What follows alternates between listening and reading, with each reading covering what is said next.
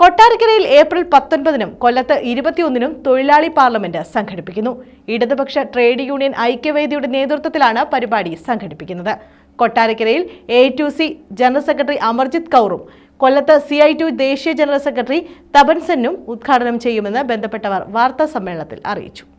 കോർപ്പറേറ്റുകളുടെ സമ്മർദ്ദത്തിന് വഴങ്ങി രാജ്യത്ത് നിലവിലിരുന്ന തൊഴിൽ നിയമങ്ങളെല്ലാം ഭേദഗതി ചെയ്ത് തൊഴിലാളികളെ അടിമ സമാനമായ സ്ഥിതിയിലേക്ക് തള്ളിവിടുന്ന സമീപനമാണ് 4 തൊഴിൽ കോഡുകൾ കൊണ്ടുവന്നതിലൂടെ മോദി സർക്കാർ സ്വീകരിച്ചതെന്ന് S. ജയമോഹൻ കുറ്റപ്പെടുത്തി.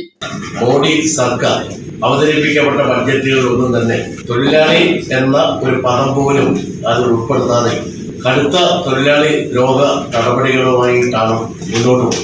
സ്ഥിരം തൊഴിൽ ഇല്ലാതാക്കുക, കരാർവൽക്കരണം വ്യാപകമാക്കുക, 8 മണിക്കൂർ ജോലി പരിധി എടുത്തു കളയുക, തൊഴിൽ വകുപ്പിന്റെ പ്രവർത്തനം പരിമിതപ്പെടുത്തുക, സംഘടിച്ച് വിലപേശാനുള്ള അവകാശം ഇല്ലാതാക്കുക, ത്രികക്ഷി ചർച്ച ഒഴിവാക്കുക എന്നിവയാണ് കോഡുകളുടെ മുഖ്യ ലക്ഷ്യം. ഇതിനെ ഇടതുപക്ഷ പാർട്ടികളും ട്രേഡ് യൂണിയനുകളും തുടക്കം മുതൽ തന്നെ എതിർത്തു വരികയാണ്. കേന്ദ്ര സർക്കാരിന്റെ കഴിഞ്ഞ ബജറ്റ് പ്രസംഗത്തിൽ തൊഴിലാളി എന്ന പദം പോലും ഉപേക്ഷിക്കപ്പെട്ട സാഹചര്യമാണുള്ളതെന്നും അദ്ദേഹം ചൂണ്ടിക്കാട്ടി.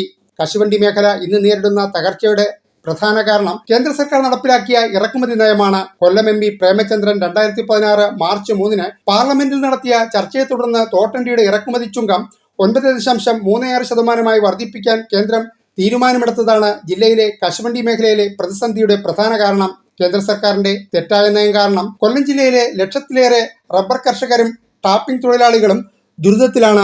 രാജ്യത്ത് പണിയെടുക്കുന്ന തൊഴിലാളികൾ 62 കോടി ആളുകൾ തൊഴിലാളികൾ ആയിട്ടുള്ളവരാണ്.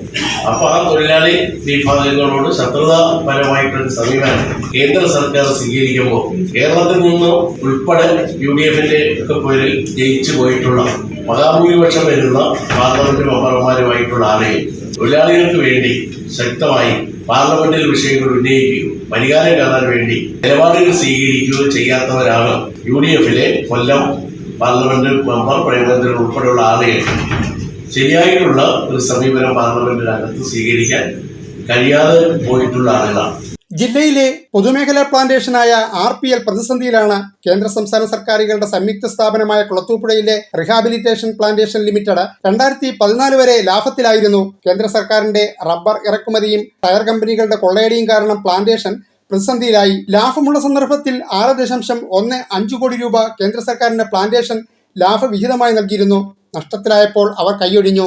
കേന്ദ്രം കൈയൊഴിഞ്ഞെങ്കിലും സംസ്ഥാന സർക്കാർ അവരെ സംരക്ഷിച്ചു വരുന്നു. പിണറായി സർക്കാർ 8 വർഷത്തിനിടെ 18.5 കോടി രൂപ തൊഴിലാളികൾക്ക് ശമ്പളത്തിനും ബോണസിനുമായി നൽകി സഹായിച്ചിട്ടുണ്ട്. കിഴക്കൻ മേഖലയിലെ പൊതുമേഖലാ സ്ഥാപനമായ ഓയിൽ പാം ഇന്ത്യ ലിമിറ്റഡും തുടർച്ചയായ കേന്ദ്ര അവഗണന നേരിടുകയാണ്. കൊല്ലം ജില്ലയിലാണെങ്കിൽ കശുവണ്ടി മേഖലയാണ് സജീവമായ ചർച്ചാ വിഷയമായിക്കൊണ്ടിരിക്കുന്നത്.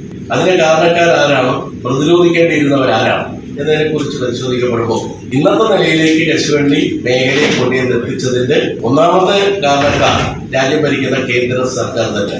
ഇന്ത്യക്ക് വിദേശ നാണ്യം നേടിക്കൊടുക്കുന്നതിൽ സുപ്രധാന പങ്ക് വഹിക്കുന്ന മത്സ്യത്തൊഴിലാളികളോട് കേന്ദ്ര ഭരണകൂടം ചെയ്യുന്നത് അവഗണനയാണ്. കടൽ മത്സ്യബന്ധന നിയമങ്ങളെല്ലാം സ്വദേശ വിദേശ കുത്തക മുതലാളിമാർക്ക് വേണ്ടി നിർമ്മിക്കുകയാണ്. വിദേശ ട്രോളറുകൾക്ക് അനുമതി നിഷേധിക്കാൻ ഇതുവരെ കേന്ദ്ര സർക്കാർ തയ്യാറായിട്ടില്ല. മൺസൂൺ കാലത്ത് പോലും വിദേശ ട്രോളറുകൾ മത്സ്യസമ്പത്ത് കുത്തിച്ചോർത്തി വരികയാണ്. അടഞ്ഞുകിടക്കുന്ന നാഷണൽ ടെക്സ്റ്റൈൽസ് കോർപ്പറേഷന്റെ കൊല്ലം പാർവതി മിൽ നാനോ ടെക്നോളജിയിൽ ടെക്സ്റ്റൈൽ പാർക്ക് തുടങ്ങുമെന്ന NK പ്രേമചന്ദ്രൻ MPയുടെ വാഗ്ദാനം പൊള്ളയാണെന്ന് ജനത്തിന് ബോധ്യപ്പെട്ടു. ആശ്രമം ESI ആശുപത്രിയിൽ MP പ്രഖ്യാപിച്ച വികസന വാഗ്ദാനവും പാലിക്കപ്പെട്ടിട്ടില്ല. കരിമണൽ ഇറക്കുമതിക്കെതിരായ പ്രക്ഷോഭ സമരം, BSNL ഭൂമി വിൽപ്പന ഉൾപ്പെടെയുള്ള സ്വകാര്യവൽക്കരണം തുടങ്ങി തൊഴിലാളികളെ ബാധിക്കുന്ന ഒട്ടേറെ വിഷയങ്ങളിൽ ഒന്നിൽ പോലും കൊല്ലം MP തൊഴിലാളികൾക്ക് അനുകൂലമായ നിലപാടല്ല സ്വീകരിച്ചത്. ഈ വിഷയങ്ങളടക്കം ചർച്ചയാകുന്ന തൊഴിലാളി പാർലമെന്റിൽ ജില്ലയിലെ തൊഴിലാളികൾക്ക് ദേശീയ ട്രേഡ് യൂണിയൻ നേതാക്കളുമായി നേരിട്ട് സംവദിക്കാം. A2C ജില്ലാ സെക്രട്ടറി G. ബാബു, KTUCM ജില്ലാ സെക്രട്ടറി രവീന്ദ്രൻ പിള്ള, KTUC-B ജില്ലാ സെക്രട്ടറി രാജീവ് കുളത്തൂപ്പുഴ എന്നിവരും വാർത്താസമ്മേളനത്തിൽ പങ്കെടുത്തു. ന്യൂസ് ബ്യൂറോ, കൊല്ലം.